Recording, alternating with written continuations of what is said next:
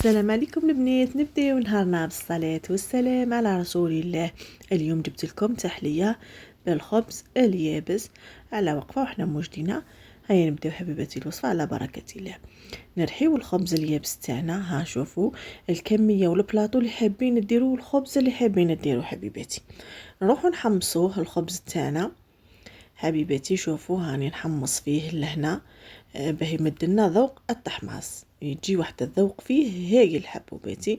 شوفوا البنات هنا اللي يحب بعد يزيد المكسرات، عندكم مكسرات ولا اي حاجه زيدوا. تحبوا ثاني ديروه كي بنين هذاك ثاني يجي ثاني هايل واقتصادي خاصه اصحاب المشاريع. نجيب لهنا حبتي الطاوه، ندير لهنا لا كونتيتي هذه. هزت لي 4 مغارف عسل و100 غرام زبده.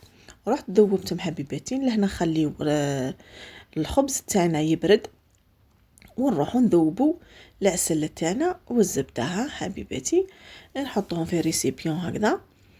شوفوا خليوهم لازم يبرد حبيباتي.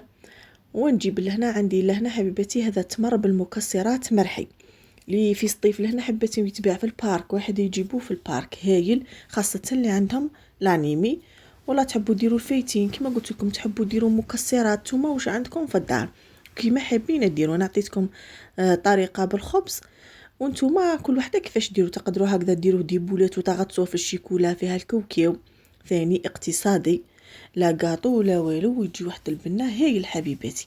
لهنا بعد ما بليتو مسقم لهنا هاني فرغتو في البلاطو ودرت له بابي كويسون باش بعد نحيه يجيني سهل.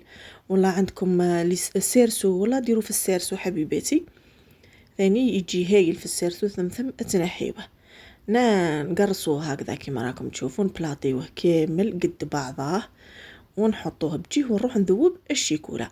هنا هاي ذوبت الشيكولا زدت لها ملعقه ولا زوج تاع حليب دافينه، ما تزيدوش الحليب بارد، وخلطوهم مليح ونزيدوهم فوق التحليه تاعنا. ونحبوا ديروا من الفوق المكسرات. وهكذا كانت الوصفه تاعنا ودمتم في رعايه الله وحفظه.